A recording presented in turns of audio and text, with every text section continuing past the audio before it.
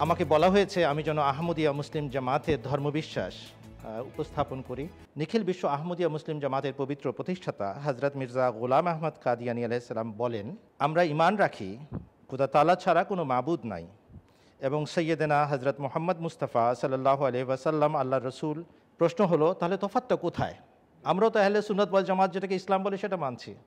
তফাৎ হচ্ছে একটি ভবিষ্যৎবাণীর পূর্ণতাকে কেন্দ্র করে।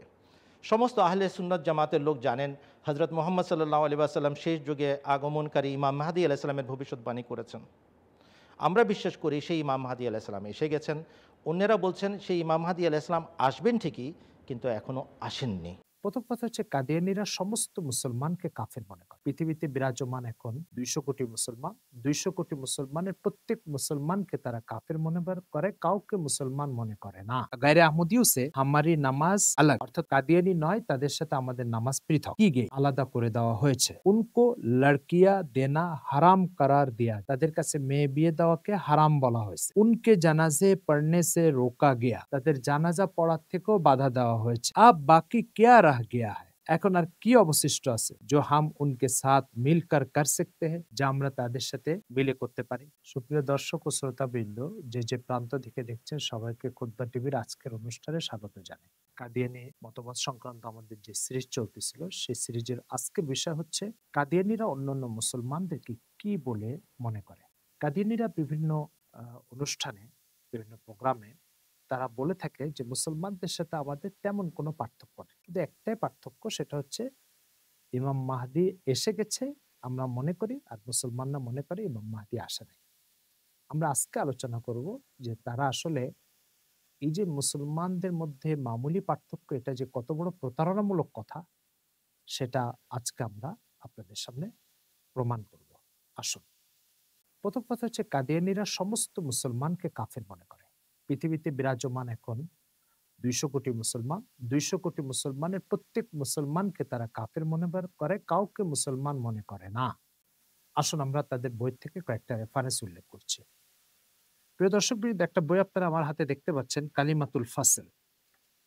এই যে কালিমাতুল ফাসল বইটা, এটা মির্জা গোলাম আহমদ কাদিয়ানী ছেলে বশির আহমদ এর লেখা।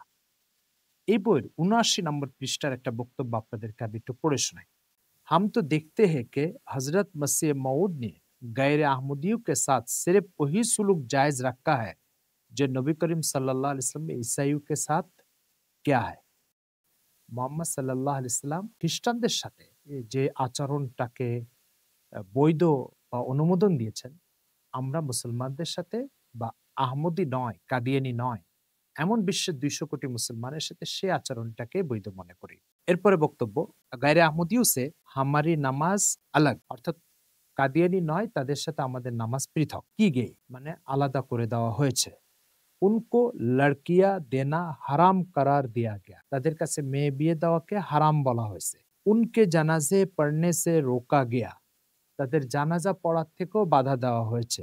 আব বাকি क्या रह गया है, এখন আর কি অবশিষ্ট আছে, जो हम उनके साथ मिलकर कर सकते हैं, যা আমরা তাদের সাথে মিলে করতে পারি। প্রিয় দর্শকবৃন্দ, এই বক্তব্যের ভিতরে মুসলমানদের সাথে বড় বড় 5টা পার্থক্যের কথা স্পষ্ট করে দেওয়া হয়েছে। একটা পার্থক্য হচ্ছে মুসলমানদেরকে খ্রিস্টান মনে করা হয়েছে। খ্রিস্টানদের সাথে যে আচরণ করা হয় তাদের সাথে সে আচরণ করা হবে। 2 নম্বর, তাদের নামাজ আর আমাদের নামাজ পৃথক, তাদের সাথে বিবাহ শাদী হারাম, তাদের সাথে তাদের জানাজা পড়াও হারাম। হচ্ছে এত কিছুর পরে আর কি পার্থক্য বাকি আছে? তাহলে এই বক্তব্যে স্পষ্ট বোঝা যাচ্ছে মুসলমানদের কাদিয়ানি নয় এমন সব মুসলমানকে তারা কাফের মনে করে। এই হচ্ছে তাদের বই পুস্তকের বক্তব্য। আরেকটা বক্তব্য আপনাদেরকে একটু পড়ে শোনায়। अगर इस्राइली मसीह रसूल का मुनकिर काफिर है तो मोहम्मदी मसीह रसूल का मुनकिर क्यों काफिर नहीं। যদি বনি ইসরায়েলে আগত ঈসা আলাইহিস সালামকে অস্বীকারী ব্যক্তি কাফের হয়, তাহলে মুহাম্মদ সাল্লাল্লাহু আলাইহি ওয়াসাল্লামের পরে মির্জা কাদিয়ানী যে তাকে মসিহ বলে দাবি করেছে, সেই মসিহের অস্বীকারী কাফের কেন হবে না। अगर इस्राइली मसीह मूसा का खातमुल खुलाफा या खलीफा या मुत्तबे ऐसा है कि उसका मुनकिर काफिर है, तो मोहम्मद सल्लल्लाहु अलैहि वसल्लम का खातमुल खुलाफा या खलीफा या मुत्तबे क्यों ऐसा नहीं कि उनका मुनकिर काफिर है। বলছে বনি ইসরাইলে একজন শেষ খলিফা ছিল, সে ঈসা আলাইহিস সালাম। তাকে যদি অস্বীকারী কাফের হয়, তো মুহাম্মদ সাল্লাল্লাহু আলাইহি ওয়াসাল্লাম উম্মতের মধ্যে যে শেষ খলিফা অর্থাৎ মির্জা কাদিয়ানী, তাদের বক্তব্য অনুযায়ী তাকে কেন काफिर बोला হবে না? अगर वो मसीह ऐसा था कि उसका मुनकिर काफिर है, तो ये मसीह भी किसी तरह कम नहीं। ये मोहम्मदी मसीह और मोहम्मद सल्लल्लाहु अलैहि वसल्लम का जानशीन और उसका गुलाम है। এই কালিমাতুল ফাসলের ৬১ নম্বর পৃষ্ঠা। মুসা আলাইহিস সালামের অনুসারী, যে মুসা আলাইহিস সালামের পরে যে ঈসা আলাইহিস সালাম আছে, তার অস্বীকারী যদি কাফির হয়, তাহলে मोहम्मद सल्लल्लाहु अलैहि वसल्लम এর অনুসারী मसीह সে অবশ্যই কাফির। ऐसा शख्स जो मसीह को तो मानता है मगर को नहीं मानता, या ईसा को मानता है मगर मोहम्मद को नहीं मानता, और मोहम्मद को मानता है फिर मसीह मौत को नहीं मानता, वो ना सिर्फ काफिर है बल्कि पक्का काफिर। আসুন আরেকটা রেফারেন্স দেখি। এটাও কালিমাতুল ফাসলের ২০ নম্বর পৃষ্ঠা। মুসা আলাইহিস সালামকে মানে কিন্তু ঈসা আলাইহিস সালামকে মানে না। আবার ঈসা আলাইহিস সালামকে মানে কিন্তু মুহাম্মদ সাল্লাল্লাহু আলাইহি ওয়াসাল্লামকে মানে না। আবার মুহাম্মদ সাল্লাল্লাহু আলাইহি ওয়াসাল্লামকে মানে কিন্তু মির্জা কাদিয়ানীকে মানে না। সে শুধু কাফির নয়, বরং পাক্কা কাফির। তাহলে ৩টা রেফারেন্স আপনাদেরকে দেখালাম। যে রেফারেন্সের ভিতরে আপনারা দেখতে পাচ্ছেন কাদিয়ানী সম্প্রদায় পৃথিবীর সমস্ত মুসলমানকে কাফের মনে করে। আরেকটা রেফারেন্স আপনাদেরকে দেখায়, এটা হচ্ছে তাসকিরা। মির্জা কাদিয়ানী যত বানোয়াট ওহী আছে, সব ওহীগুলোকে এই বইতে কাদিয়ানীরা জমা করেছে এবং এটার নাম দিয়েছে তাসকিরা। তাসকিরা কোরআনেরই একটা নাম, শুধু এটাকে তারা কোরআনের এগেইনস্টে আরেকটা বই হিসাবে মির্জা কাদিয়ানীর ওহীর সমষ্টি হিসাবে পেশ করে। এই বইয়ের ৫১৯ নম্বর পৃষ্ঠা। এই ওহীটা তার কাছে নাজিল হয়েছে তার দাবি অনুযায়ী ১৯০৬ সালের মার্চ মাসে। खुदा ताला ने मेरे पर जाहिर किया है कि हर एक शख्स जिसको मेरी दावत पहुंची है और उसने मुझे कबूल नहीं किया, वो मुसलमान नहीं और खुदा के नजदीक काबिल मुआखजा है। আমার উপরে এই কথা পরিষ্কার করা হয়েছে যে ওই ব্যক্তি যার কাছে আমার দাওয়াত পৌঁছেছে এবং সে মুঝে গ্রহণ করে নাই, সে মুসলমান না এবং আল্লাহ তাআলার কাছে সে অবশ্যই গ্রেফতারের উপযুক্ত। প্রিয় দর্শক ও শ্রোতাবৃন্দ, আমরা আপনাদেরকে ৪টা রেফারেন্স দেখালাম। এই ৪টা রেফারেন্সের প্রত্যেকটা রেফারেন্সে মির্জা কাদিয়ানী ও তার অনুসারীদের বিশ্বাস পরিষ্কারভাবে লেখা হলো, তারা পৃথিবীর ২০০ কোটি মুসলমানকে কাফের মনে করে।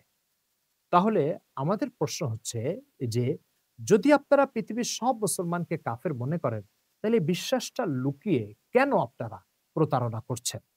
দ্বিতীয় বিষয় হচ্ছে, কাদিয়ানীরা তাদের বই পুস্তকের ভিতরে একটা বক্তব্য প্রচার করে যে সবার প্রতি ভালোবাসা, কারোর প্রতি কোনো হিংসা নাই।